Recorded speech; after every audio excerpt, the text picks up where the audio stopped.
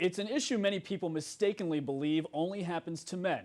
Hair loss, but truth is more than 30 million women in America suffer from thinning or severe hair loss. For women, hair loss is just as serious and at times even more devastating with the societal pressure to look beautiful. Well, today we have Flora Fuentes, owner and founder of Unique Hair Concepts in New York.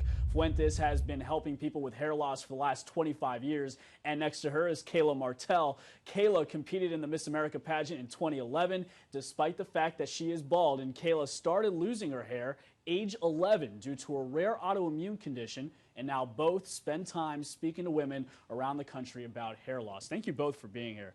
Very much appreciate it. Thanks for having me. Yeah, and let's start off with you, Kayla, just with your story. In 2011, you're Miss Delaware. Yes. But you started losing your hair at age 11. You have alopecia areata, and so just talk to me about what that experience was like and what made it so difficult. I first started losing my hair in junior high, like you said, so at the age of 11. And when my hair started coming out, the thing that I remember most is that I had never met another woman losing her hair except for women who are going through chemotherapy treatments. And so in my mind, I connected the dots to my hair falling out to me being very sick, because we're just not talking about it enough, especially at that point. We weren't talking about women losing their hair or even finding a solution. And so years later, thankfully, I found something that worked for me, worked for my lifestyle, and helped me to feel beautiful again. But it took some time and to be able to regain that confidence. Why do women lose their hair? Because it's different for women than it is for men, and many people don't know that as to the reasons as to why women lose their hair. Why is So there are over 30 million women with hair loss in this country. So that's really about 1 in 4 women by the age of 35 will notice there's a change in their hair. So for women, there could be various causes for hair loss, hormonal, post-pregnancy, menopausal, and thyroid condition, which also falls under hormonal.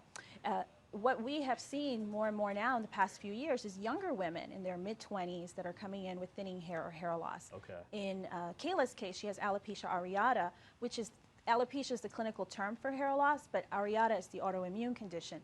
In that, we're seeing younger children with alopecia areata or complete and total hair loss in their mid-teens and early 20s. How did you get into this, by the way, Flora? Well, I'm a first-generation American. My parents are actually from Ecuador, South America, and I was the firstborn, and we started, at an early age, we started working early. And at 17, I applied for a job as a receptionist. I was on the cusp of graduating high school, about to enter college, and I answered an ad for a receptionist, what turned out to be a hair loss center. And I walked in, and at first I was like, wow, this really happens to so many people.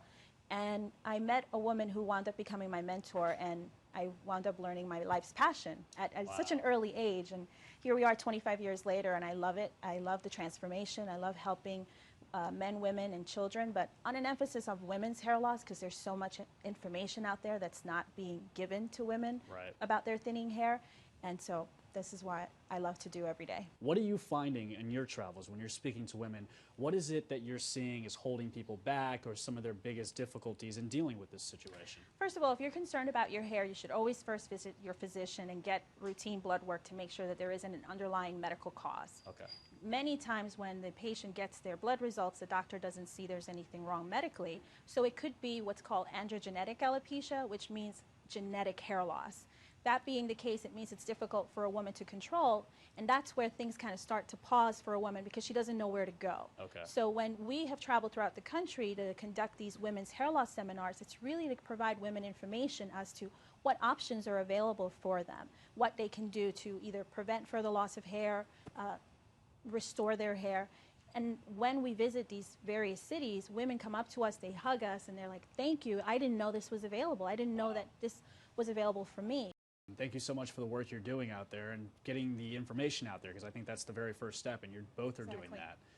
So an overlooked issue. Thank you both, and an inspirational story. Now you're 25 years into the business now? Yes, I am. And still kicking and doing Still well? I love it. I love it every day. And one of the best. All right. Well, look, if you need any more information, make sure to go to foxnewslatino.com. We'll have all the contact information if you want to meet up with Flora Fuentes, and if you also want to hear more about Kayla's inspirational story, again, come to foxnewslatino.com. Thanks again for joining us, and we'll see you soon. Take care.